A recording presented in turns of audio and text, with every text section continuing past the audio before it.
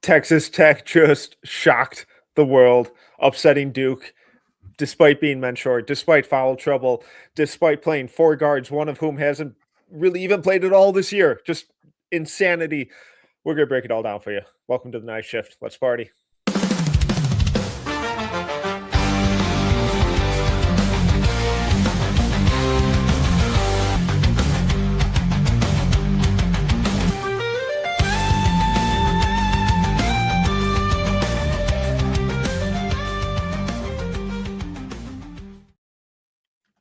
Welcome to another episode of the No Ceilings Night Shift. Sorry, Stephen, I'm just a little lost for words because we just saw a massive upset. Texas Tech is a very good team. They're ranked 19th in the country, but Duke is undefeated. Texas Tech had like one healthy sub to work with. They had two guys foul out with over 10 minutes remaining in the game. Just instant reactions. Where are we at? Not to mention, well, first off, I just want to ask you one question. Are you finally going to stop giving Nathan crap for liking Christian Anderson at this point? I mean, my goodness, what else does Christian Anderson? No, we'll get into that fraud. Yeah, we'll get into that fraud. Yeah, way to show up to work in the second half, Christian Anderson. Yeah. By the way, you ghosted most of the game. But in all seriousness, dude, what a heck of a game. Very fun. I don't know what it is about this year for me, Metcalf. Maybe this feels that way to you, but it feels like as soon as I think or say something about a player, they immediately just go and do the opposite thing of what I'm thinking or saying. Like, I don't even text it out anymore. I just think it. And then all of a sudden they're just like, I'll show you Steven's brain. And all right, well, then I need you to start getting a little more pessimistic on Darren Peterson so he can get healthy and actually be on the court. Okay, I'm on it right now, thinking about it. He'll play tomorrow. You use your witchery for good. We got to start out with the winners. We got to start out with Texas Tech because they took down Duke. Duke was one of the few remaining undefeated teams. No longer the case. And this was not the result that should have happened. If you play this game 1,000 times, I'm not sure that it happens like this. Double digit. Christian Anderson, the star of this game, played 40 minutes, 27 points, 9 of 14, shooting 5 of 9 from 3, 4 of 6 from the line, 3 rebounds, 5 assists, 5 turnovers, 3 steals, but really, really gutsy performance by Anderson, especially in that second half when Texas Tech was in a ton of foul trouble. Lawan Watts fouled out with like 11 minutes left. I think Leon Horner fouled out about a minute before that. They were down to 6 playable guys, and they kind of came into this game with 6 playable guys, and they had to go deep into their bench, and some really big time shot making from Christian Anderson helped carry them over that finish line. It really did. And let's start from the top, though. It all started with Lawan Watts really being the only person on this team who could generate any sort of offense. Like, say what you will about the way that he gets his points, it's not the most aesthetically pleasing for the position that he would likely play at the highest levels of basketball, where he will just kind of meat grind his way down into the block and throw up a hook shot over anybody that's brave enough to line up across the other side of the ball with him. So him fouling out was almost a kiss of death for this team because Christian Anderson had been struggling towards the beginning of the game. JT Toppin was kind of in and out. It's tough matchups that he had to go against Cam Boozer, Pat Nyongba, the huge Duke Blue Devil roster that they've just been trotting out over the past couple seasons with Coach Shire. And it's like, how in the world can Texas Tech come back? It turns out they just needed their top scorer to foul out of the game and bring in this freshman, Nolan Groves, who I don't care how much of a sicko you are, unless he's playing in the state that you live in, you probably have no idea who this Gatorade kid is. Mr. Basketball from Minnesota, kick and hoop. See, that's what I'm saying. Unless you're from Minnesota, you have no idea who this kid is. It was a phenomenal game. Like, Nolan Groves scored 0 points, had 1 single rebound, but his impact was crazy because he's going up against Cam Boozer. I don't know how you felt about this. I know we want to stick on the winners, but I've gone almost 5 minutes into this show and I haven't brought up Cam Boozer yet. Well, that's because he disappeared for the final 6.5 minutes. So I think we got a few more minutes here where we can totally ignore him like he ignored the game. Or I can ask you this question there, Mr. Metcalf. I like the fact that Cam is an unselfish star. I Yeah. like the fact that, and you said this, I've given you credit, I think, on like 2 different podcasts outside of No Oh, Ceilings now. that can't feel good. It was painful, but sometimes you just have to take your medicine. But you give me this brain splinter where you're like, Cam Boozer is like the heliocentric guard on this team. Like, he is the hub of this offense. I like that he could pass the ball, but my goodness, when you have Nolan Groves, who only played because he has to on this team, why in the world are you passing out? Like, why are you passing the ball out of the block when you have Nolan Groves, who is like a guard wing? Wing is being generous. He's a college guard on your hip. Why in the heck? The holidays are coming up. I want to keep it PG. Why the heck are you passing the ball, Cam? Why are you not punishing this matchup? Old man shakes his fist at cloud me right now is genuinely wondering, Metcalf, like, why in the world is Cam Boozer not punishing that matchup every time Duke had the ball? I have no idea. And this was a really infuriating game for me from Cam Boozer, and which is a wild thing to say when you look at his stat lines. Consider he was the team's 23 production. points, 23 points, 7 of 11 shooting, 9 to 14 from the line, 8 rebounds, 7 assists, 4 turnovers, 2 steals, 1 block. Like, literally just the quintessential Cam Boozer stat line where he's doing a little bit of everything at an insanely high level. And yet he should have had 40 in this game. His last shot attempt in the game came at the 6:30 mark in the fourth quarter, and it was off of an offensive rebound. After that, he had 1 turnover, 1 steal, and went 2 for 4 on free throws and took too long to get the game-winning shot off, so that one didn't even count. I thought he disappeared down the stretch. I thought he let Texas Tech way too easily take him out of the game by sending pretty soft doubles at him, and he was way too eager to try and make those cross-court skip passes to Caden Boozer and Caleb Foster spotting up in the corner. It's like, my guy, you got 6'4" guard who was probably on the verge of redshirting this year until everyone on their team got hurt, and you're not going to go to work? Like, you've gotten every single whistle this entire game. Everyone on Tech is in foul trouble. Go to work. Be physical. Use your size. Use your physicality. Impose yourself and draw a foul. If you miss one, who cares? Go back to it the next possession, because odds are you're going to either make it or get the whistle. And they just let Tech off majorly with how passive they were. And even before that, it felt like they were kind of devolving their offense into like foul hunting and trying to draw fouls and not just running stuff. So it was a bewildering final 10 minutes from Duke. Tech should have been playing with 4 players at the end of this game. Yeah. That's like how much they should have went to Boozer. They should have just been shoving it down their throats. They did, and the thing is like Duke got him the ball in his spots. He was just way too freaking willing to move the ball out. And if you look, the only other player who scored in double figures this game was Caden Boozer, who I'm very pleased to see this as like one of the forefront of the fan club for Caden Boozer like members. I'm very glad that he had his game, but it should not have come at the cost of Duke losing their first game of the season. This should have been an easy victory. This is you had the game teed up for you. You just had to come up and just swing, dude. And Duke crapped the bed. Cam, it's weird. I already know the other side of this argument, Steven. Look at the production, look at the teammates, yada yada. Yeah, but like, you had this game lined up. You had someone who you had like a 50 to 40 pound advantage of in the block. You just get the ball up, put them on the line, just punish them and score.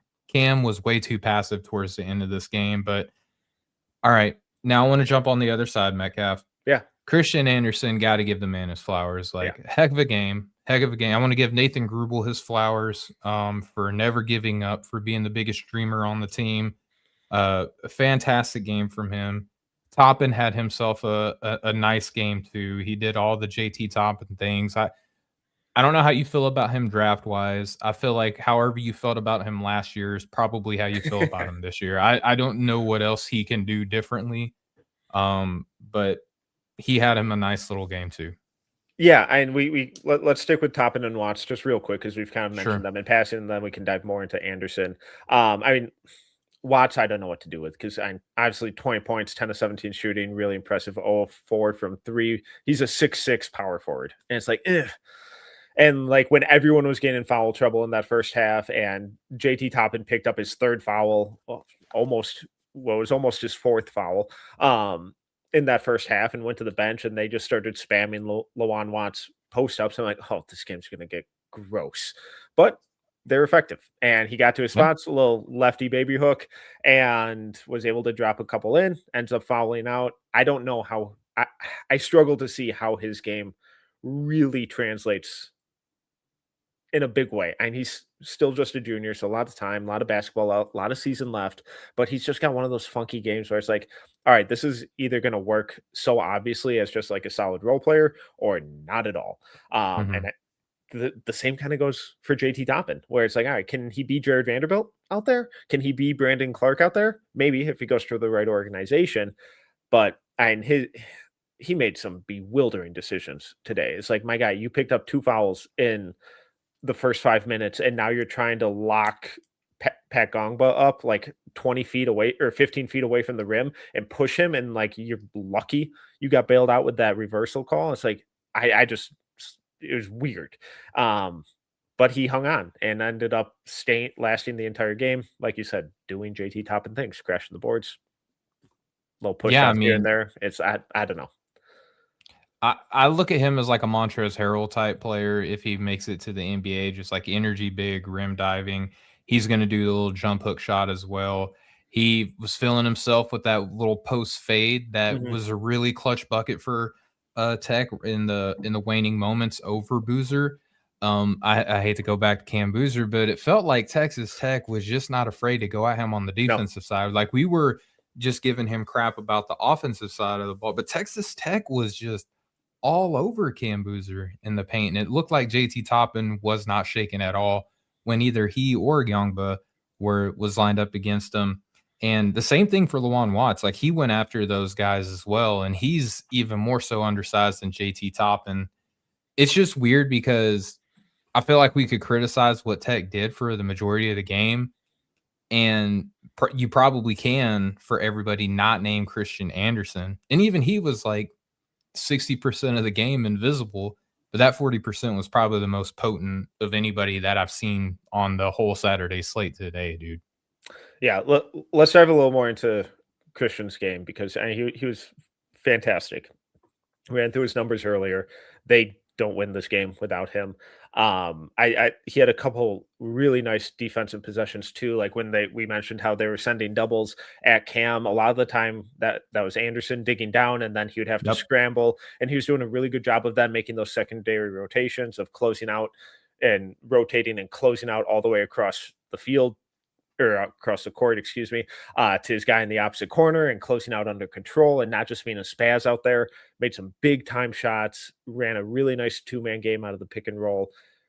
It's tough to ask for much more out of Christian Anderson than what we got tonight because all of the intangible stuff, all of the hustle plays, the offensive rebounds, the shot making, That's where I the was going to guts, take the it too. guile, all of that kind of stuff. It showed up in a major, major way.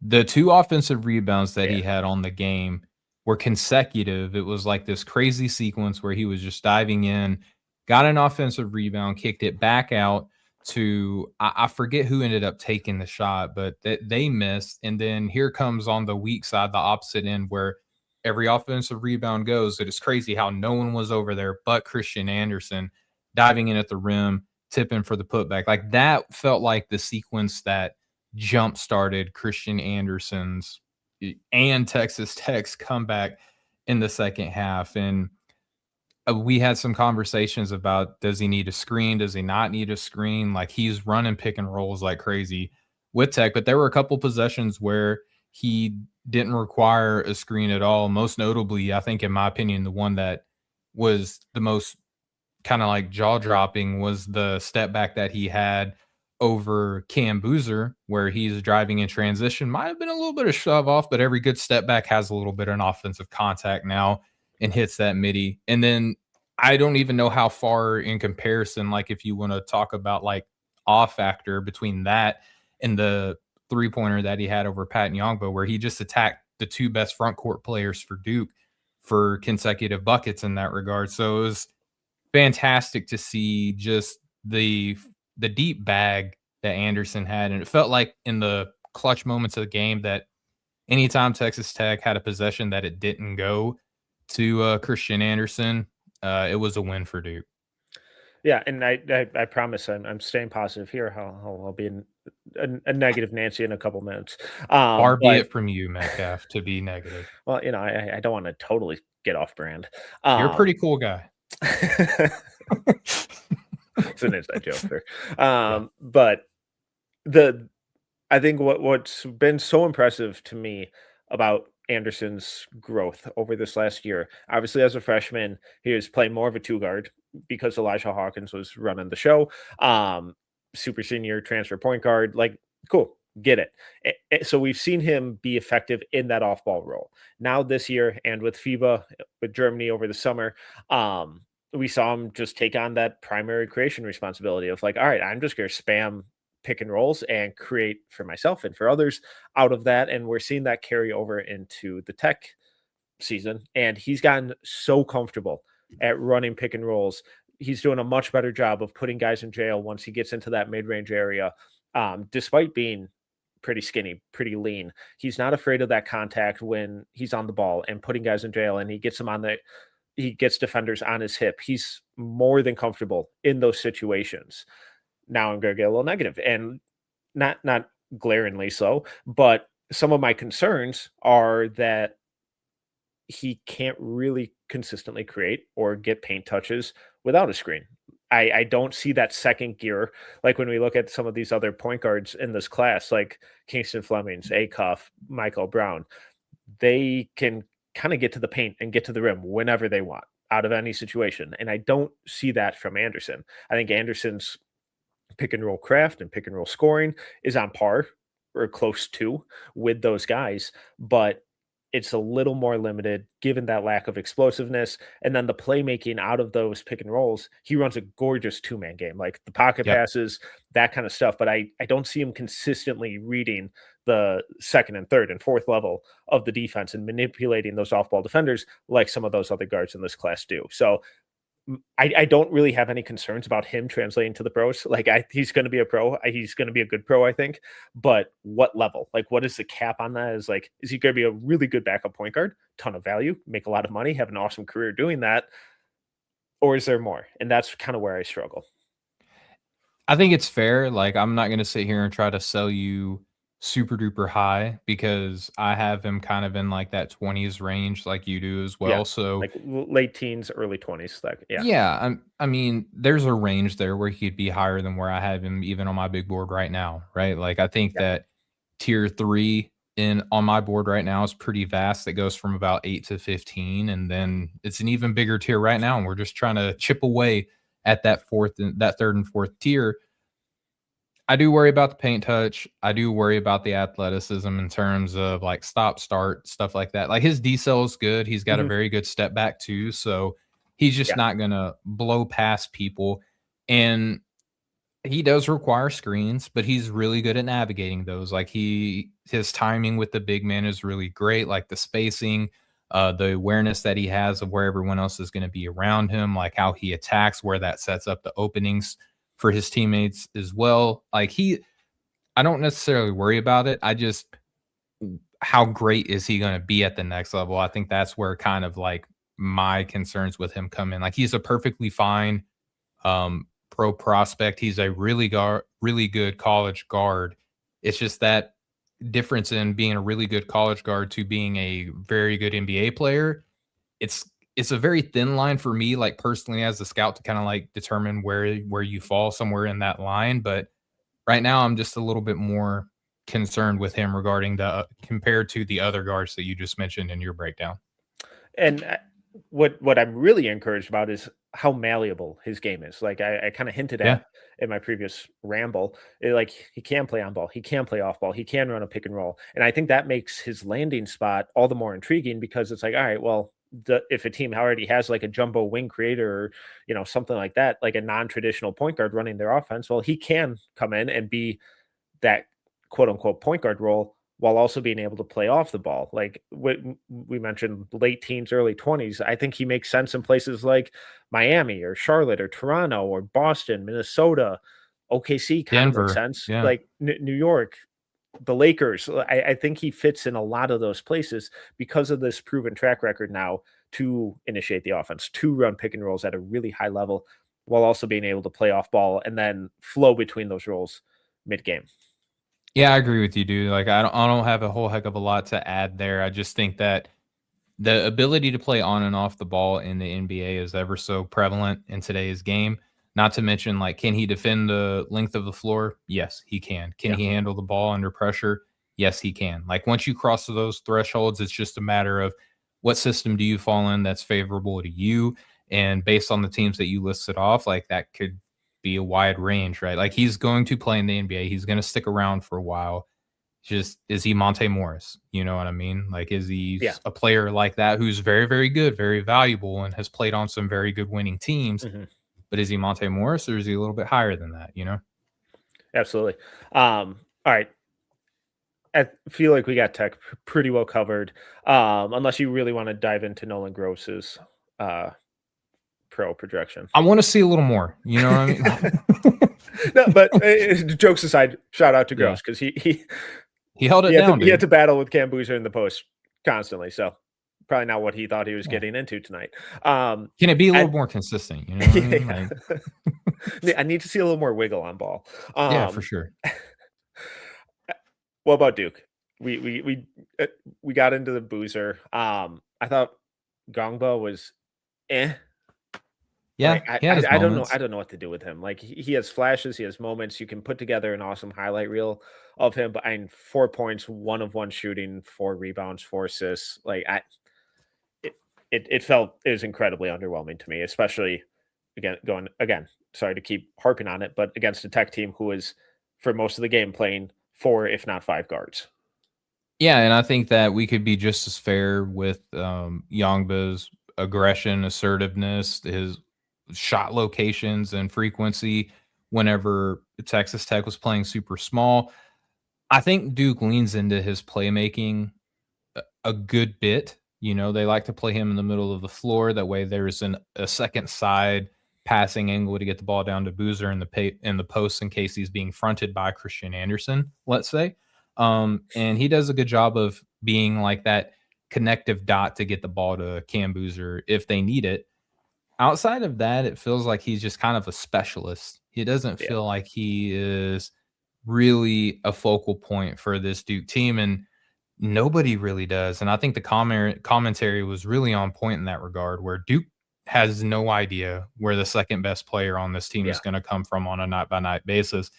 And in nut crunching time, like what we saw today against Texas Tech, who you might see this team in March Madness, you know, in all seriousness, like where's the help for Cam Boozer going to come from? Dame Sarr had himself a nice game coming off the bench in the first half. The second half, it was okay. We're back to where we were. You know, Nick Himinia hit a couple of 3-pointers in the first half, but then he went right back to where he was.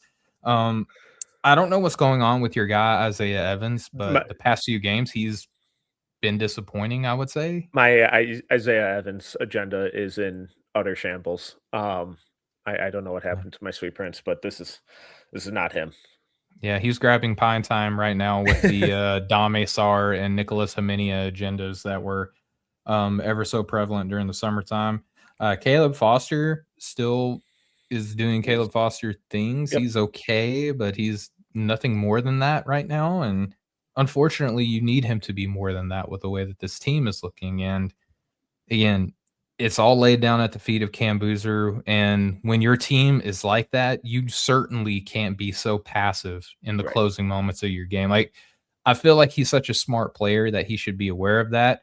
But it sucks for him also at the same time to where, like, you are not afforded the option to have an off night or the option to try to get everybody else involved, or you're the guy. Lose Go the game. be the guy. Exactly. Every night. Yeah.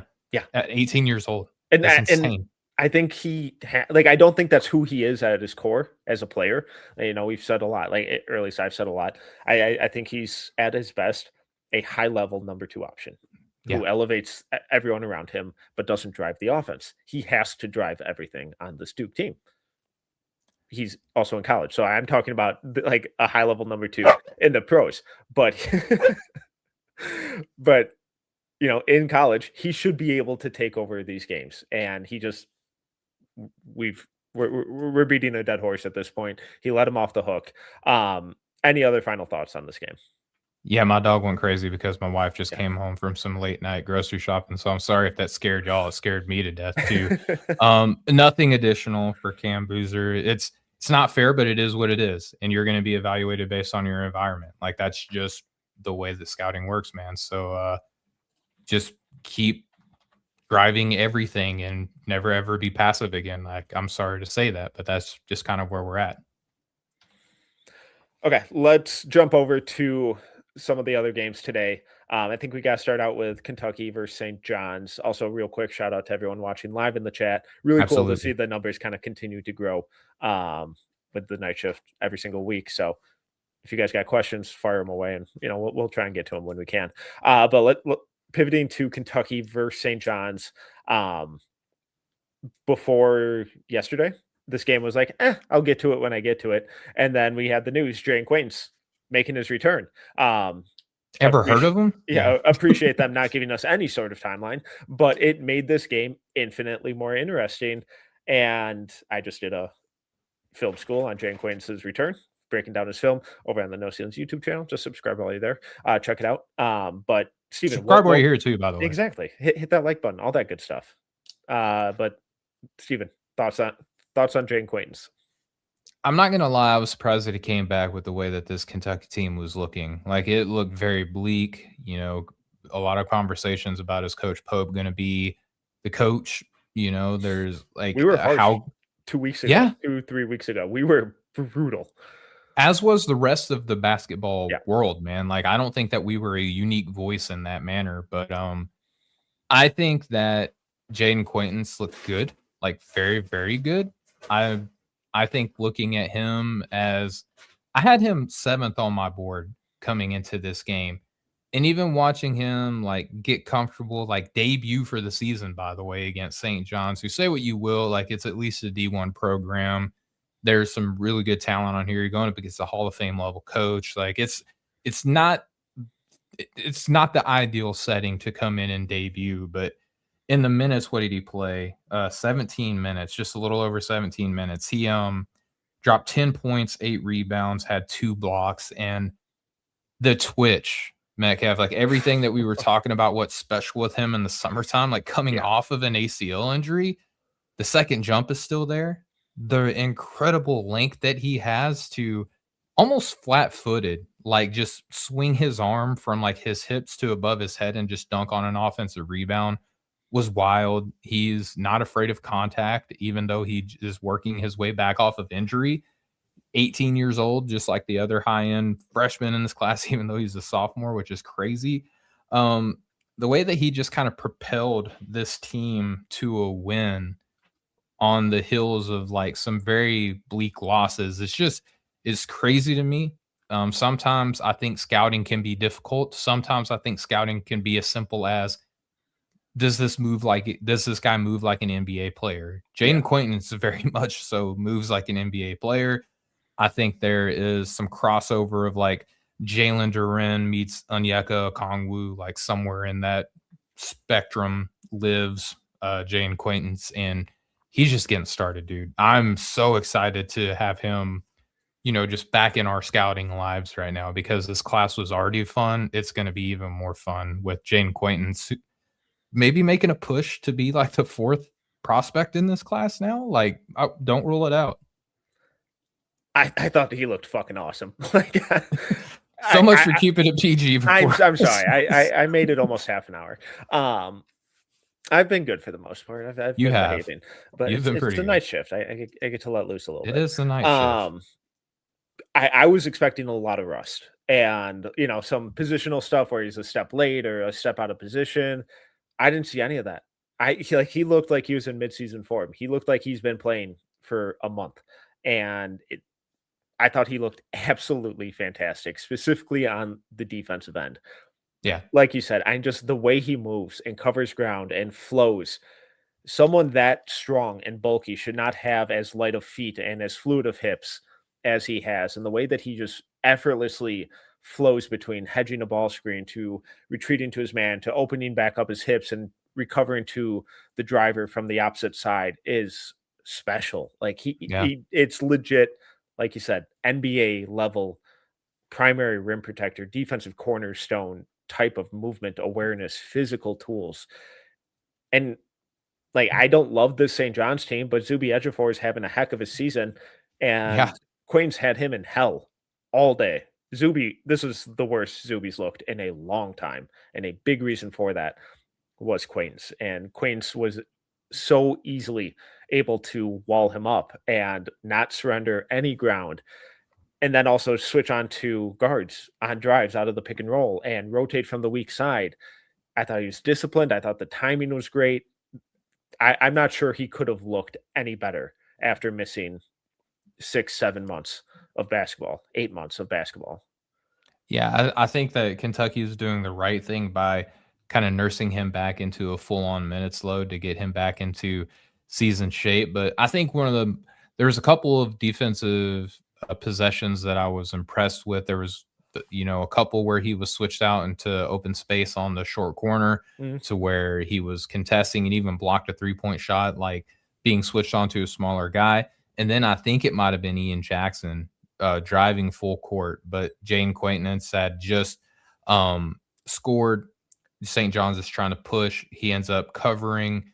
Believe it was Jackson pushing the ball full court, stayed with him, stride for stride, the entire length of the floor, and forced him to kick the ball back out to the perimeter instead of there was no way that he was going to try to draw a foul or put up a shot because JQ is just going to eat it alive. Like he's a scary defender, very strong, very physical, but can defend out in space. Like that's where the Bam Adebayo and Yucca Kongwu comparisons were coming from in the preseason. He is just a special talent, dude. I see some people in the chat like Dirty Dancer says maybe fifth at best. Like okay, even still, I don't know how many people had him that high after the ACL injury. And I think for him to come back in his debut game and look this good for Kentucky and push them to a much needed win, it blew me away, dude. I was just pleasantly surprised with how good JQ looked in his return. And I love that he wasn't wearing like some big bulky knee brace or something out there that Yes. was like really going to limit his mobility. Like if he would have come out hobbling around with one of those on, I'd be like, ugh, okay, don't love Mhm. that. But it's like nothing ever happened. Um, what did you think of his offense? Interesting.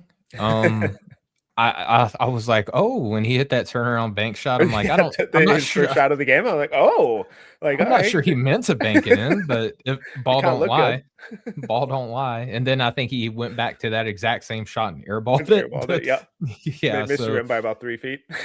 yeah, I mean, you gotta heat check something like that every once in a while just to see, can I do this now? Is this my nope, Like, oh okay, no, cool. okay, and he did come Alright, back to it again. So it's just like, all and right, cool, we're good.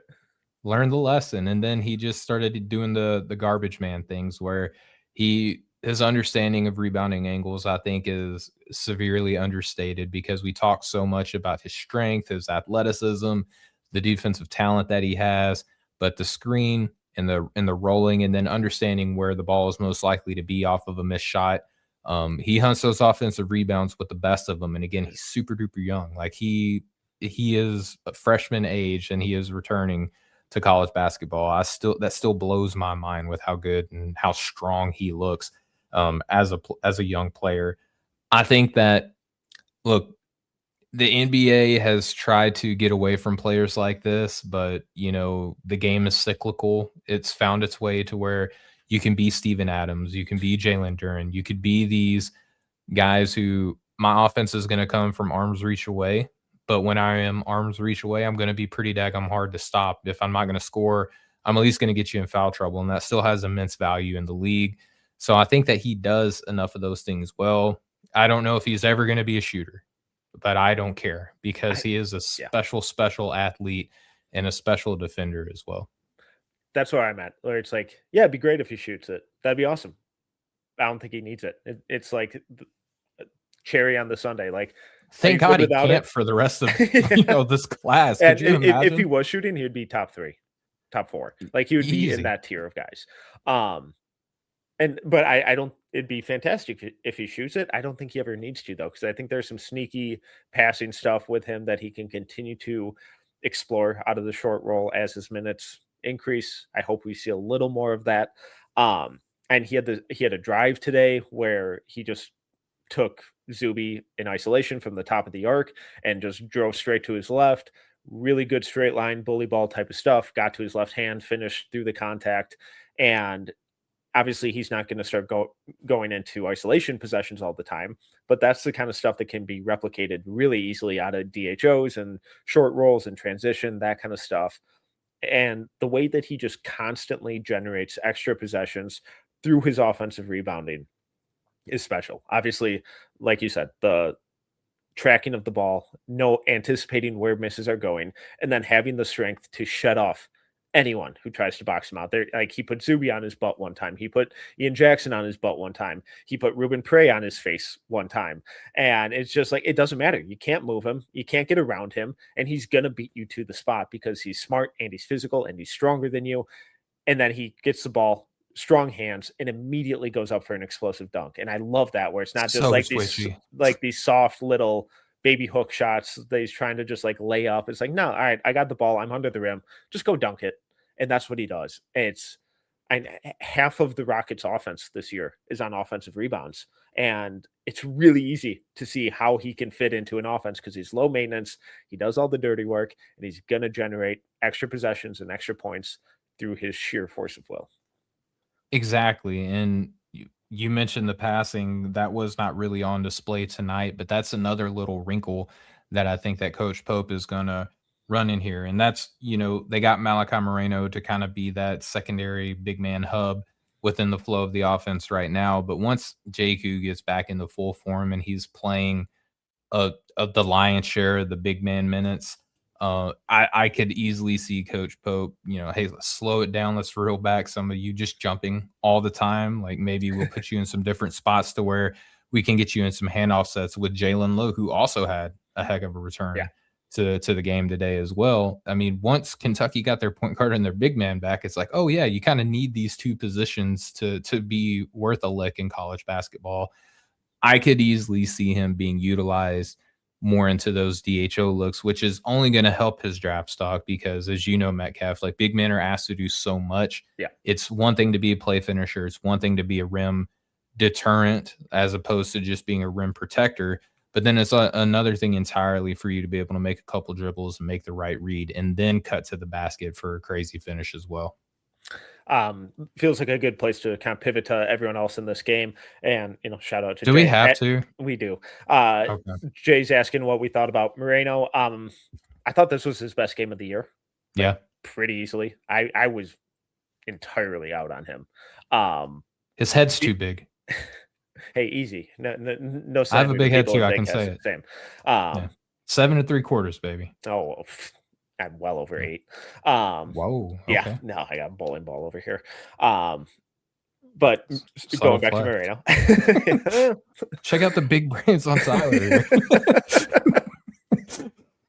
I thought Moreno looked his best, specifically on defense. I like not quite to the level that Quaintance was, but I thought he did a really good job of imposing himself physically around in the paint, moving his feet pretty well in different pick and roll coverages, made life really difficult for Zuby as well. I don't trust the offense really at all. A lot of his stuff came off of offensive rebounds, 5 offensive rebounds, 4 of 6 from the floor, 8 points, 9 rebounds in total. Solid numbers. The hands are kind of a question mark. The processing speed, the decision making, the scoring touch, all a lot of questions on that end for me. He's still a next year guy for me, but I Yeah. thought this was a really encouraging step, especially on the defensive end compared to what he had shown in previous weeks where he looked totally lost. Yeah, I think that he's more comfortable playing like a big man in college basketball now as he was opposed to a couple weeks ago. Yeah. And it's crazy how sometimes these freshmen aren't just blowing the doors down with their play, on these blue-blooded programs. And Moreno being a guy who it was probably unfair for him to step in and be required to do as much as he was on this team as soon as he did. But you have to answer the call and give him credit that he has taken each one of those reps to improve and get better. And now he looks more comfortable being physical, getting after the glass a little bit more harder. He's not just kind of settling into being a passive, connective big man. He's going in and making an impact on the game with his physicality now, and just crashing the glass is big time, man. And I would expect the assist numbers to climb, even though he had only one assist tonight. It still feels like he is able to have the offense flow through him a good deal. But for him to go in and just get that sorts of buckets that he did today, very encouraging for his continued development and continued growth within this team. I think that there's sets now to where you could run him and Quaintance together at Mhm. some points throughout the rest of the season. It'll be interesting to see how Pope rotates that big man lineup that we were kind of curious to see how Yeah. that was going to look in the offseason. Those questions are probably going to resurface again, but Moreno at least making it a conversation with the way that he's playing right now is definitely encouraging. Otega Oweh, 20 points, 6 of 17 shooting, 8 of 9 from the line. It felt like a very typical Otega Oweh game. Yeah. Not a whole lot not a whole lot of takeaways for me from it. Cam Williams continues to just drive me insane. I 11 points, and then the rest of the stat column is zeros. Hmm. Jalen Lowe, really nice game. I thought he looked Yep. great getting downhill. Some really creative playmaking, passing accuracy was hit or miss. Scoring touch looked good, but the playmaking vision and creativity out of that, the ability to get downhill, get to the rim. If he can stay healthy, looked like he almost re-aggravated that shoulder early. Got hit directly on it, was holding it, went out, came back in, had a really nice game. But Quaintance was the standout for me, and Mark Pope's ability to keep this team together, hold guys accountable, and get them re-engaged. Also, I think deserves a ton of credit.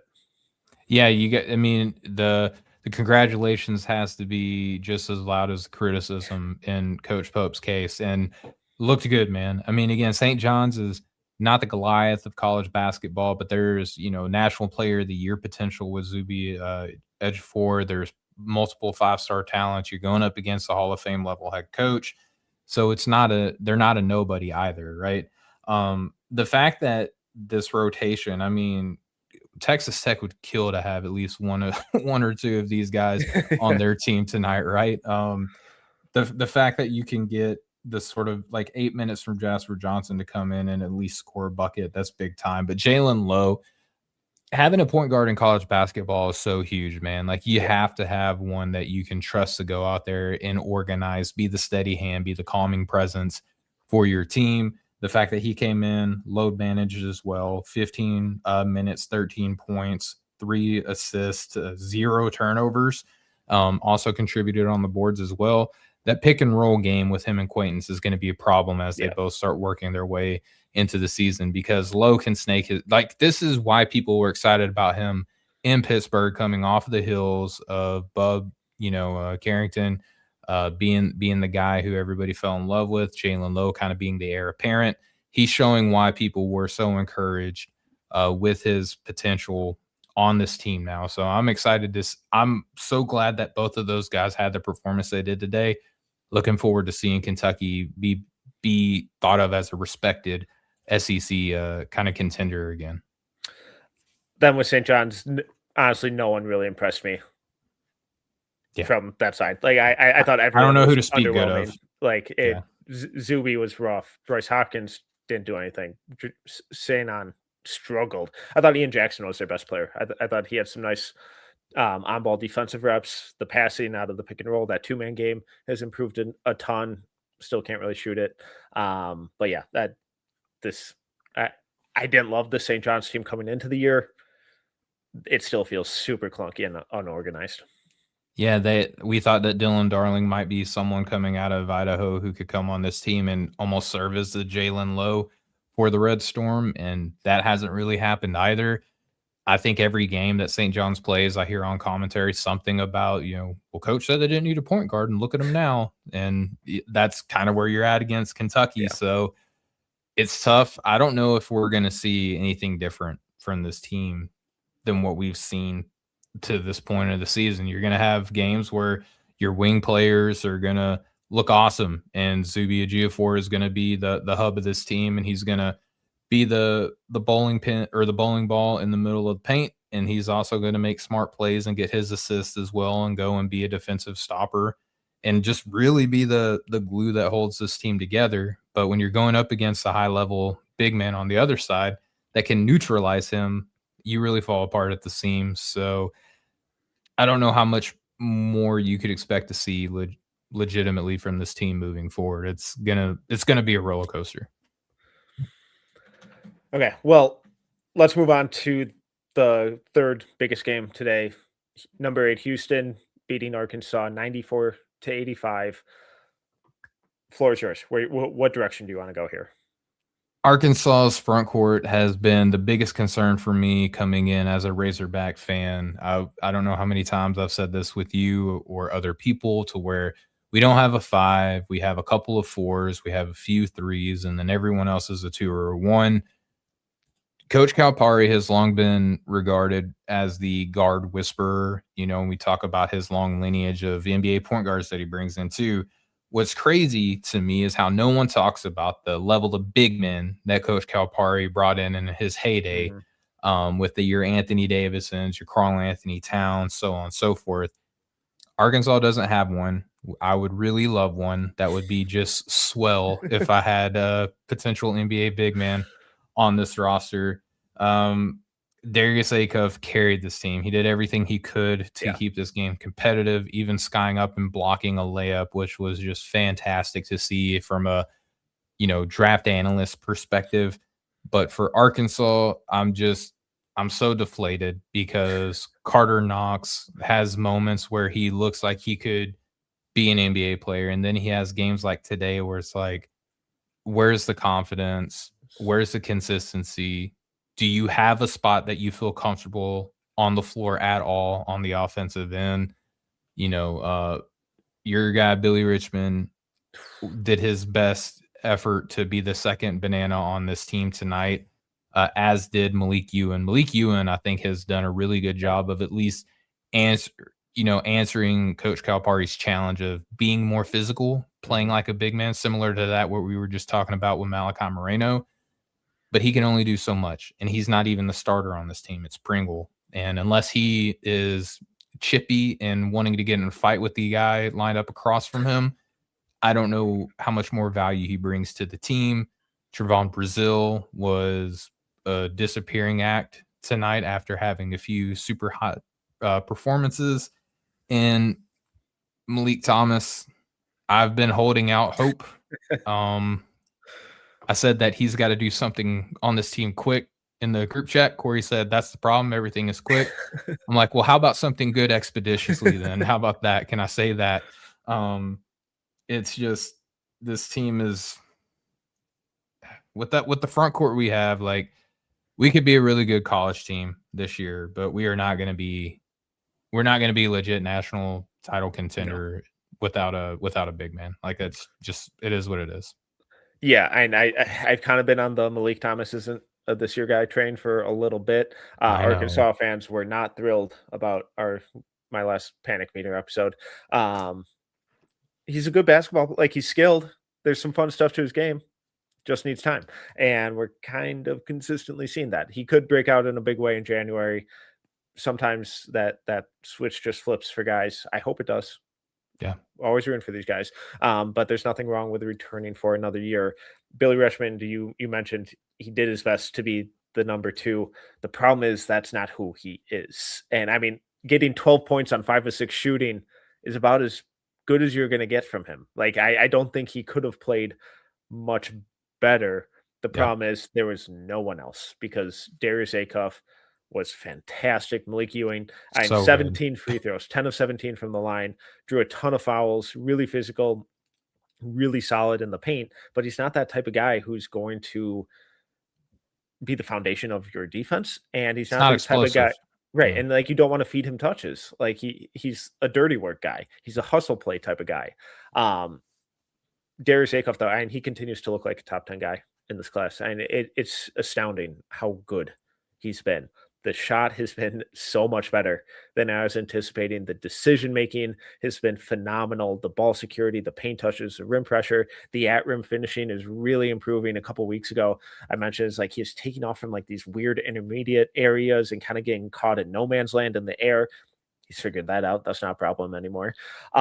And he got to the line a ton today, 8 of 11 from Yep. the line. He's flowing between taking over the game as a point guard to playing off ball when needed. They ran him off of a screen, like a couple cross screens on the baseline, and he knocked down corner three off a movement. I was like, what is happening?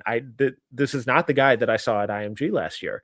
He's just been phenomenal. Unfortunately, no one else on this Arkansas team outside of Billy Richmond, because I can't quit him, really rose to the occasion, and they allowed a Houston team who doesn't put up a ton of points typically almost get triple digits.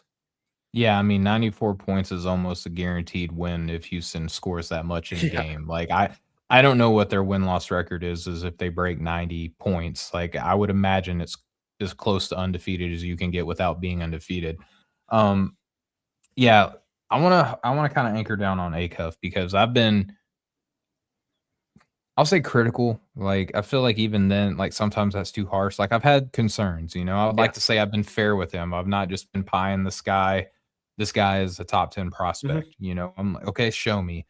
I think, Corey in the chat mentioned that he's in shoes, he's gotta be 6'3", and he was up pretty close to him, so Yeah. that's encouraging because if he is that size and he is able to get to the paint as much as he can, he's able to contort his body and handle himself once he gets into the trees. The physical nature of this Houston team, like, did not stop him from getting to the spots that he wanted to get to. That says something to me. Like, when you can go up and put up this type of performance in the areas of the game that you were able to impact it against a team like Houston, like, that means a lot to me. So, I mentioned in the chat that right now, if I'm looking at tiers, somewhere between like 8 to 15 is my third tier on my big board. And I think that that's where Acuff could be. I don't have him at 8, but I think right now I'd be comfortable having him like in that 9 through 11 range pretty easily. Um, I like the playmaking. I think that he's athletic enough to be an impactful, kind of team defender. He's probably going to get hunted in the NBA, but literally so does every other point guard Yeah. who is not Marcus Smart or, yeah, even Patrick Beverly got hunted, but I'm very impressed, man. Like, I've looked for reasons to not have him that high, and he's just continued to exceed any sort of expectation that I've put on him. And he did it up. He led the entire game in scoring when he had a guy by the name of Kingston Flemings lined up opposite of him, who people are saying like this guy could be PG1 within this class, and he still had himself a fine game. But Darius Acuff stole the show. Yeah, so the chat's having a nice little debate among themselves of Oh, perfect. Acuff or Flemings, who's the better prospect. I personally, I still lean Flemings, but the gap kind of continues to close by the game. And what one of the driving reasons is I think Flemings is a little more reliable and impactful on the defensive end. We mentioned a couple of the defensive playmaking instances that Acuff had. It was really good. I thought he also gave up a lot of just like easy blow by drives where there's just no Yeah. resistance, too late reacting, sliding his feet. He's a strong dude. He's super athletic. I'd like to see him sit down in his stance, slide his feet a little better than he has been all year. I don't know if that's just like an energy distribution type of thing because he had to do so much on offense. Yeah.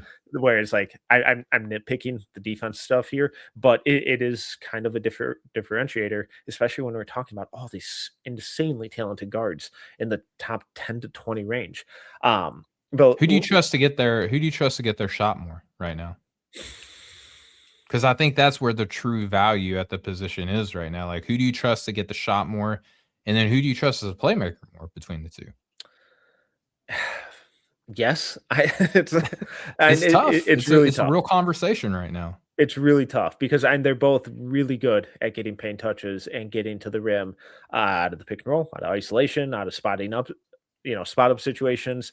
I do think Fleming's situation right now is a little more conducive to letting him thrive because he has all of these upperclassmen around him as well. So when he's not feeling it, it's like, all right, let me pivot a little more into a low maintenance softball role and let a guy like Milos Uzan take over and run the offense for a little bit. Acuff doesn't have that because DJ Wagner hasn't been able to do it. Malik Thomas can't do it. Billy Richmond, that's not his bag. Like he has to run the show. He has to do everything in creating the offense on that team. In terms of playmaking, I actually probably do lean Acuff a little more at this point. I think Flemings has a little more creativity and flair to it, but the volume, the usage, and the efficiency, and lack of turnovers all season long from Acuff has been ridiculous. And Flemings is in a similar vein, but I think the context that he's playing in is just a little more advantageous. Can we play the game, swap them teams? What do you think? What do you think happens with the narrative between the two? That'd be tough. Be tough. That'd be really tough because where you are with Fleming's outside shot, because today just 0 of 2, but he's still at like 50% on the year. Volume's a lot lower. I think Acuff's volume is almost double of what Fleming's is. You buying it? You think it's a little flash in the pan? You think there's going to be some brutal crash down to earth? I think there's a little bit of false floor underneath it. I just don't know how deep it is. You know what I mean? Like if he's even still a 36, 37% 3-point shooter, that's still pretty good, right? And I think the reason why I'm asking, and it's crazy to say what I'm about to say right now, but it's Saturday night and it's late, I'll ask the question anyway, or I'll make the statement anyway. I don't have my final answers for this draft class figured out right now. So that's why I want to ask these sorts of questions. Is it crazy to think that Acuff could be higher than Fleming's? Because I don't even think a full week ago we're saying, well, Fleming's is better than Michael Brown. Well, now by transitive property, can we start putting Darius Acuff against Michael Brown right now? I think it's a little bit closer, and there's still a lot of season left. Obviously, these guys are all young. The whole things that everybody says in all the comments whenever we say something against the player that they like, they all still apply. I think Acuff's making it a conversation, and the reason I'm asking you these questions is because I don't have the answer, but these are questions that are popping up in my head, and I think that we kind of have to start thinking like this now. Like, who do you trust to get to their shot better between Acuff and Fleming's? I think I might lean towards Acuff. He doesn't require a screen to get to his spots, where Fleming's kind of does. Who do you trust to be a playmaker right now? I think Fleming's is a very fine passer. I think that Acuff is a more kind of versatile playmaker right now. So is the defensive advantage for Fleming's at their position that vast to where you would have him ranked higher? These are just tough questions that I'm wrestling with in my head right now that I still don't know who I like more at this stage, which makes this evaluation process very, very fun. Yeah, but those are the right questions to be asking. And it's when we construct our boards, and it's why do I have these guys ordered the way I do? It's I feel this way about this guy, and I feel this way about that guy, and that my rankings don't make sense. And then you move in, and you're like, I hate that. Why? Why do I hate this now? But it just speaks to the talent, because Fleming's had 21, 6 and 5 with 1 turnover, 3 steals. Very good game tonight. He was awesome. Very good game. And it did look like he had a couple inches on Acuff when they were side by side. So I'm fascinated to see what he measures in at. If he might be a little closer to 6'4", 6'5". That would be fun, at least in shoes. Yeah. But yeah, and it's the nitpicking and the splitting of hairs between the guards in this class is going to be a nightmare, because at least one of them's not going to hit, and we're just going to kick ourselves over. Why didn't I see it? Yeah, it makes the process more of a headache, but it still makes it fun at the same time. To the point of these are the questions. That's why we do what we do, man. I'm looking forward to the next war room, because I'll say the name that I think is going to bring it up. I think Corey is going to be the guy in the war room that's going to say, are we sure Acuff isn't the better point guard?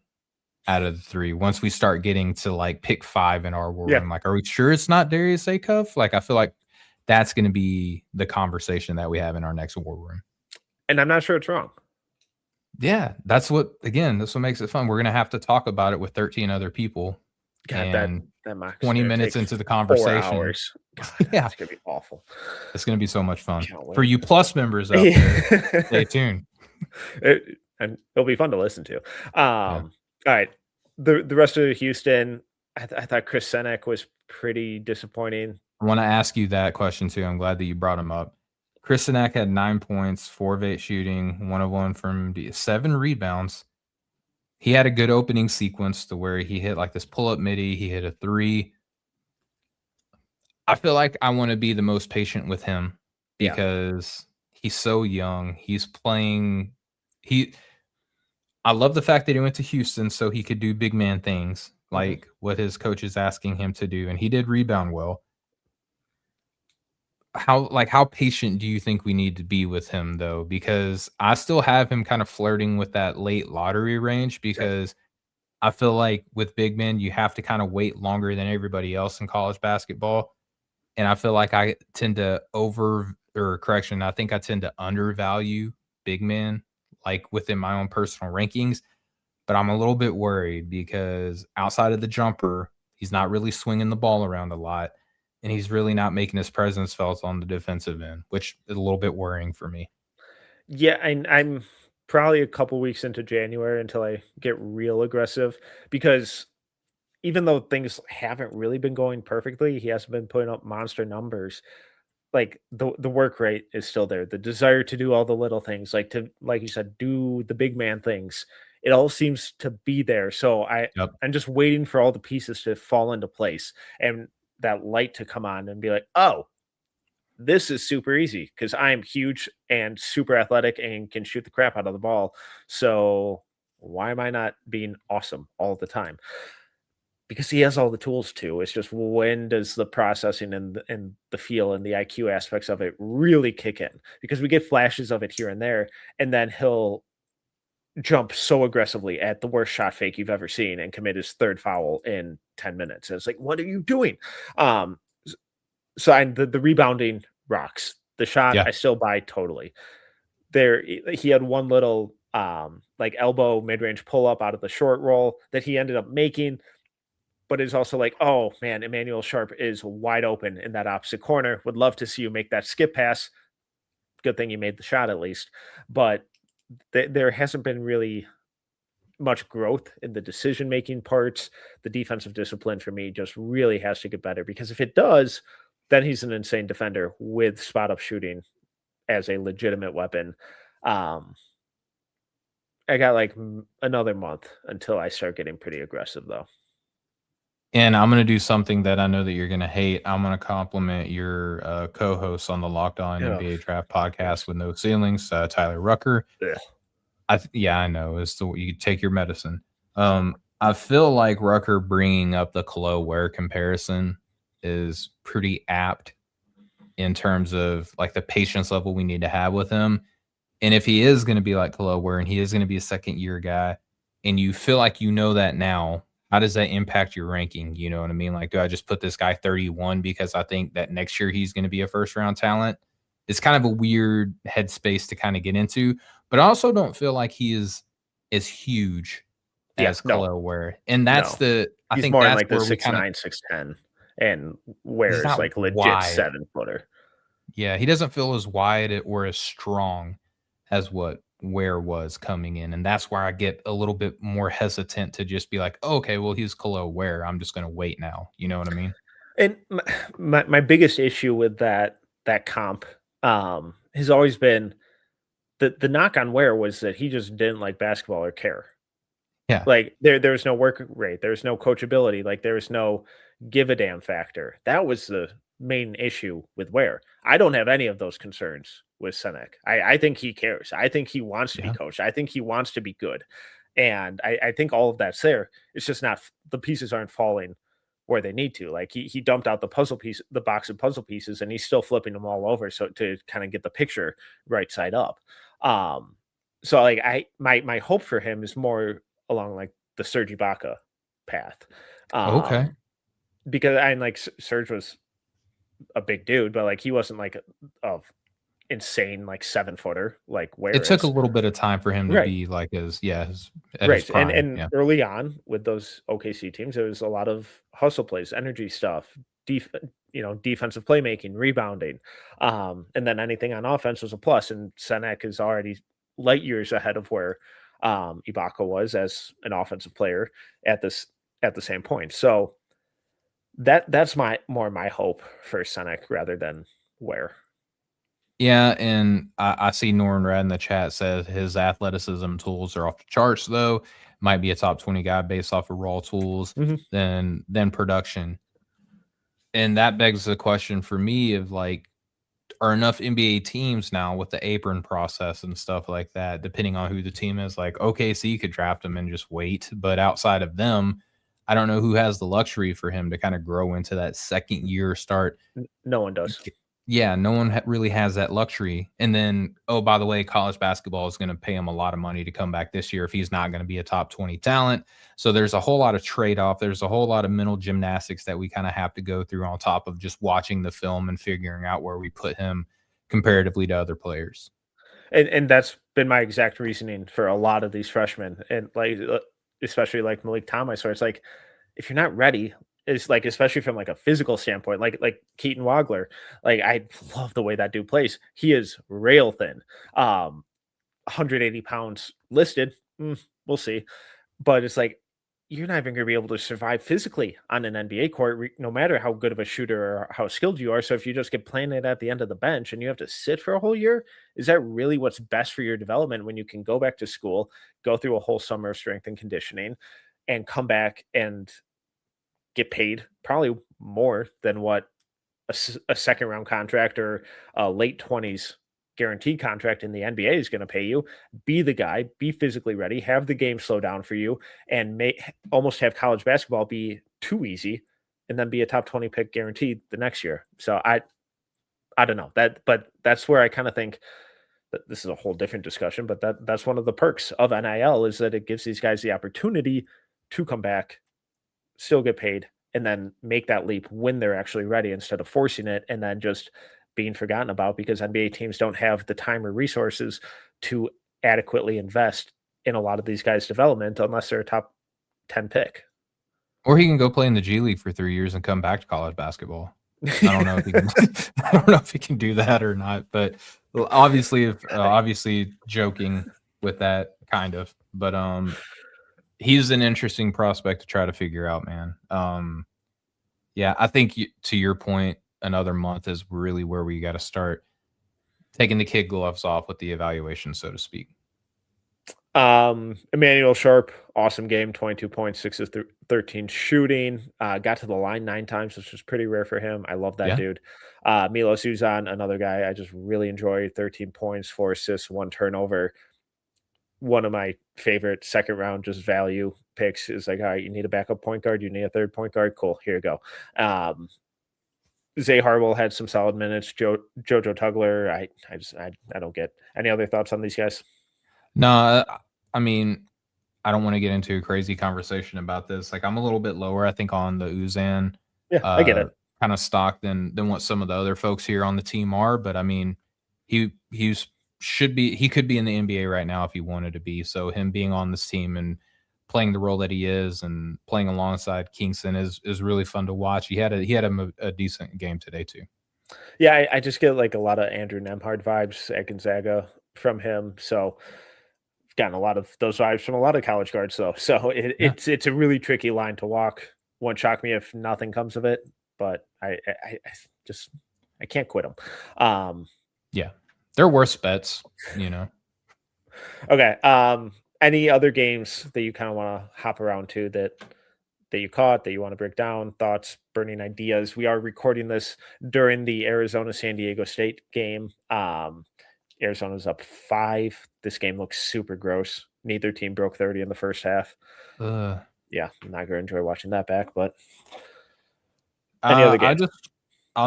We don't got to do a whole breakdown of the game. Just I would say 3 names I want to bring up between the North Carolina Ohio State game. Caleb Wilson, kind of he I want to get your thoughts like after you like dive into this game, because it's odd to say for a guy who scored 20 points, 15 rebounds, 2 assists, 3 blocks, and it was crucial down the stretch of the game for UNC to win against Ohio State. There was some weird energy from him in this game where he was he went through stretches where he was just kind of like floating around and being super differential. Seemed like he was frustrated a lot throughout this game. But ultimately, you still got to be happy with the amount of production that he put up. Struggled from the free throw line, which I paid a lot of attention to. Maybe that's where some of the frustration came from, is just that the touch from him is going to continue to be the big question. But he's so daggum long, it feels like he's going to come down with every single freaking rebound that is around him. I'm starting to see more of the potential. He can give you minutes at the 5 at some level of his NBA career. This is the first game where I really felt that way. Okay. And I don't even know if that's a great thing, because he didn't really attack a lot from the perimeter. He kind of got his spots in that post where he wanted to do that post fade a little bit. I don't think he hit one of those. A lot of his buckets came within arm's reach, and I felt weird energy from him to this game. And that's the first time that I've ever really felt that with him, because why I've kind of adored him is because he's not too cool to do the role player things. And there were a couple possessions where he dove on the floor.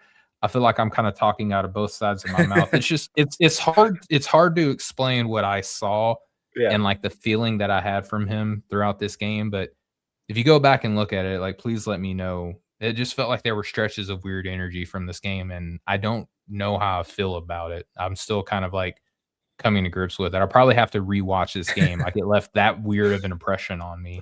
That's the worst, when you dive into a game and you leave it like, God, I have to do it again.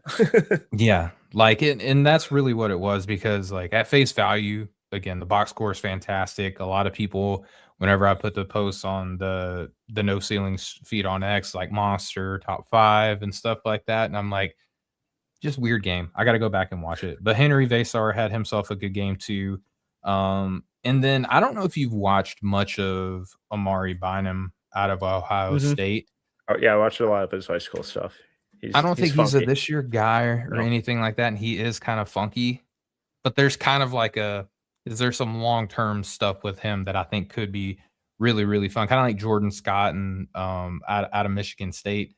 Just kind of like these weird freshman players, or Shelton Henderson down in Miami, where it's like, I don't know what you are, but I kind of like you.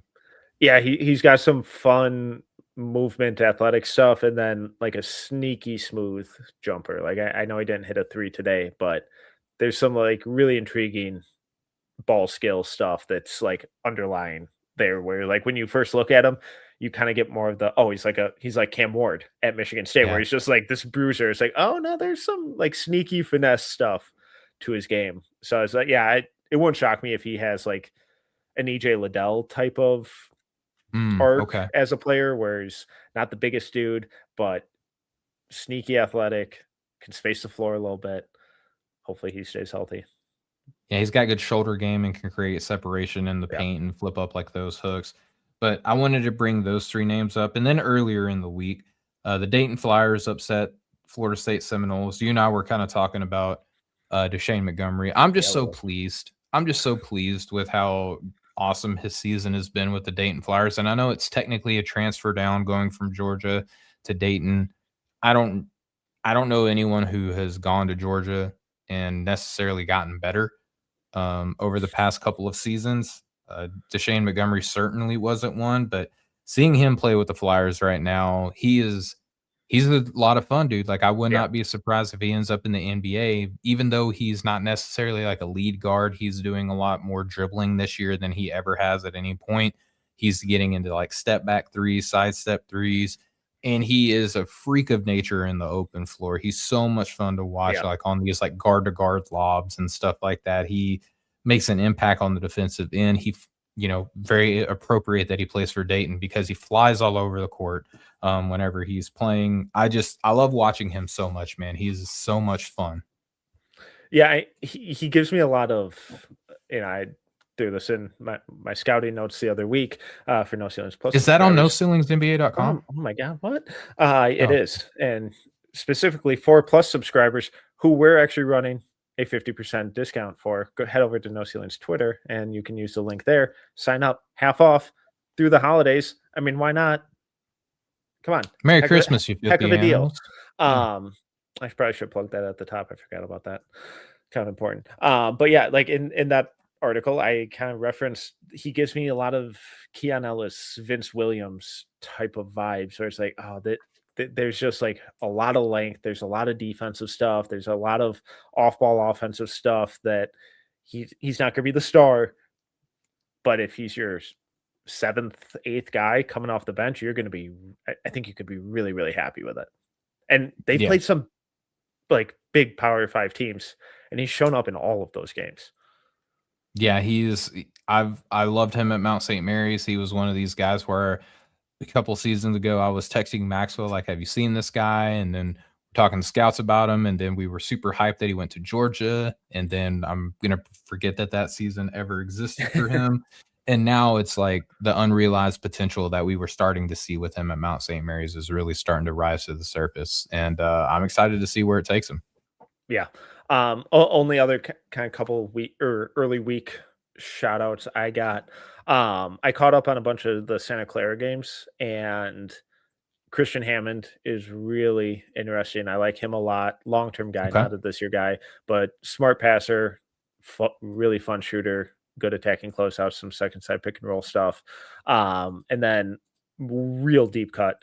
I believe he's a sophomore, not a this year guy at all, but Bucky Oboye. Oh, Um, yes, yes. he's there's something there long term. Like it wouldn't shock me if he ends up being like a Felix Okpara type of college defender in another year or two, but he's fun. Yeah, I like him a lot. There's some stuff to him, and I'm jealous too because right now Rucker is at the San Diego State game, Oh, and LZ. LZ Harrington is a guy who I feel pretty comfortable saying right now, like he's easily going to be in my top 45 coming into next year. Like there's a lot of people who, between all of us that have reached out to like the whole team, we've talked about him internally a few times. Not the guy that I think that any of us were expecting to be a name buzzing out of San Diego State this year, but he has looked fantastic. Yeah, I remember over the summer Rucker and I talked about him in our mid major preview, and it wasn't like oh my god, this guy rocks. It's like I really like his high school stuff. Like I think he's gonna fit perfectly at San Diego State, long term guy. We'll see what this year looks like, but he's exceed like I was very intrigued with him coming out of high school. Far surpassed anything I expected from him. I love that, man. But Metcalf, dude, I think That's that's all I all got. that I have too, man. Just want to put out real quick that Jam and I we recorded Thursday evening because I'm going to be on the road going to Arkansas for Christmas throughout the holiday break. I'll be back in January, kind of like that first Monday back after New Year's time frame. But we have a show that's going to be dropping tomorrow if you're watching this live on Sunday evening where we talked about some draft philosophy. We talked about like players that we have the biggest difference on between our two big boards and then some of our favorite risers. So that's going to be dropping here on the YouTube channel on Sunday. On your podcast feed, it'll be out Monday. Hell yeah, it's gonna be a great show as always. Can't wait for It that is. one. It's like 2 hours, so it's perfect for your holiday travel Oh, there period. we go. You see, Yeah, you're yeah. seeing everyone through their road trips. That's right. Yeah, we're running a 50% off subscription for No Ceilings Plus through New Year's. Head over to No Ceilings NBA Twitter. The link is there. It's up on socials, all that kind of good stuff.